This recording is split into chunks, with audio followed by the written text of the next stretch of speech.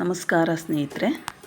ಇವತ್ತು ಶುಕ್ರವಾರನಲ್ಲ, ಲಕ್ಷ್ಮೀ ಪೂಜೆಗೆ ಸಜ್ಜಿಗೆ ಮಾಡೋದನ್ನು ತೋರಿಸ್ತಾ ಇದ್ದೀನಿ. ನೋಡೋಣ ಬನ್ನಿ ಹೇಗೆ ಮಾಡೋದು ಅಂತ.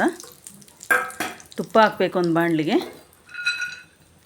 ಅದಕ್ಕೆ ಗೋಡಂಬಿ ಹಾಕಬೇಕು ಸ್ನೇಹಿತರೆ. ಒಂದು 10 ಗೋಡಂಬಿ ತೊಗೊಂಡಿದ್ದೀನಿ.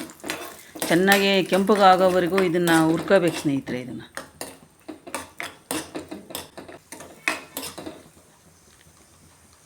ಸಪ್ರೇಟಾಗಿ ತೆಗೆದಿಟ್ಕೋಬೇಕು ಸ್ನೇಹಿತರೆ. ಇದನ್ನು ಹುರಿದಿರೋದನ್ನು ಒಂದು ಬಟ್ಲಲ್ಲಿ ತೆಗೆದಿಟ್ಕೋಬೇಕು. ಇದನ್ನು ಗೋಡಂಬಿನ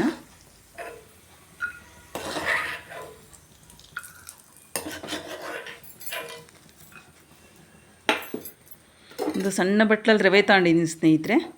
ಇದನ್ನು ಗೋಡಂಬಿ ಹುರ್ಕೊಂಡಿದ್ವಲ್ಲ, ಅದರಲ್ಲೇ ಹುರ್ಕೋಬೇಕು ರವೆಯನ್ನು ಸ್ನೇಹಿತರೆ. ಇದು ಚೆನ್ನಾಗಿ ಲೋ ಫ್ಲೇಮಲ್ಲಿ ಕೆಂಪಾಗೋವರೆಗೂ ಹುರಿಬೇಕು.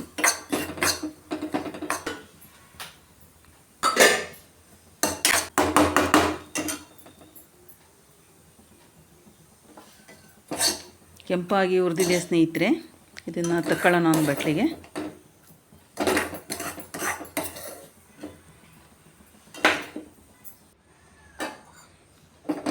ಇದೇ ಬಾಣಲೆಗೆ ಒಂದು ಬಟ್ಲಿಗೆ ಅರ್ಧ ಬಟ್ಲು ನೀರನ್ನು ಹಾಕೋಬೇಕು ಸ್ನೇಹಿತರೆ.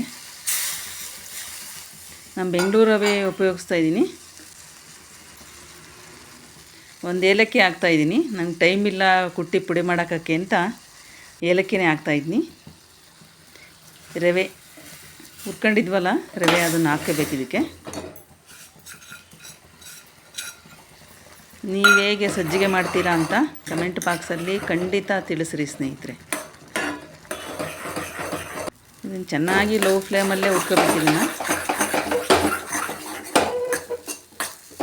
ತಳದಲ್ಲಿ ತುಪ್ಪ ಬಿಡೋವರೆಗೂ ಹುರ್ಕೋಬೇಕು ಸ್ನೇಹಿತರೆ.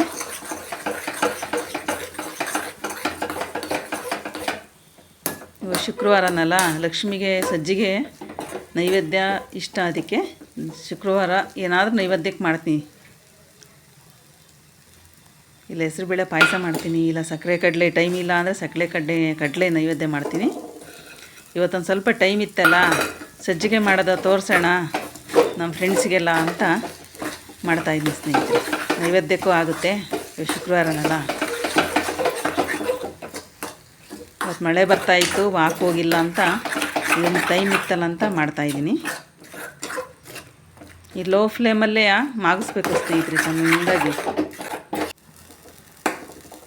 ಈ ಸ್ಟವ್ ಆಫ್ ಮಾಡ್ತಾಯಿದ್ದೀನಿ ಸ್ನೇಹಿತರೆ. ಇದು ಕರೆದಿಟ್ಕೊಂಡಿರೋ ಗೋಡಂಬಿ ಹಾಕ್ಬೇಕು ಇದಕ್ಕೆ. ತುಪ್ಪ ಎಲ್ಲ ತಳ ಬಿಡಬೇಕು ನೋಡಿರಿ. ತಳ ಬಿಡ್ತಾ ಬರ್ತಾ ಇದೆ ನೋಡಿರಿ. ಸಜ್ಜಿಗೆ ರೆಡಿ ಆಯಿತು.